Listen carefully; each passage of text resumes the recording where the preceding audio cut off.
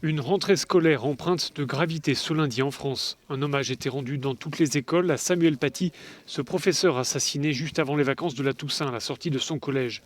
Et c'est justement là où il enseignait à Conflans-Sainte-Honorine que se sont rendus le Premier ministre et le ministre de l'Éducation. Minutes de silence et temps d'échange avec les élèves. De la primaire au lycée, les enseignants ont dû trouver les mots pour évoquer la liberté d'expression, la laïcité ou encore le rôle de l'école. À l'extérieur des établissements, des patrouilles de police ou de gendarmerie, l'assassinat de Samuel Paty, puis l'attaque dans une église à Nice ont conduit les autorités à porter le plan Vigipirate au niveau urgence attentat.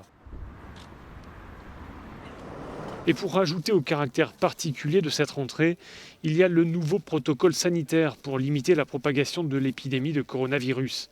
Parmi les mesures imposées, il y a le port du masque, désormais obligatoire pour tous les enfants dès 6 ans.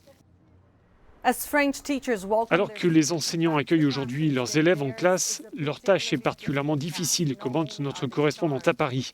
Non seulement ils sont chargés de transmettre les valeurs de la République, des valeurs qui sont désormais au centre d'un débat international sur la liberté d'expression face au respect mutuel et à la tolérance, mais en plus de ça, ces enseignants sont aussi en première ligne d'un autre combat qui fait rage en France, le combat contre l'épidémie de coronavirus.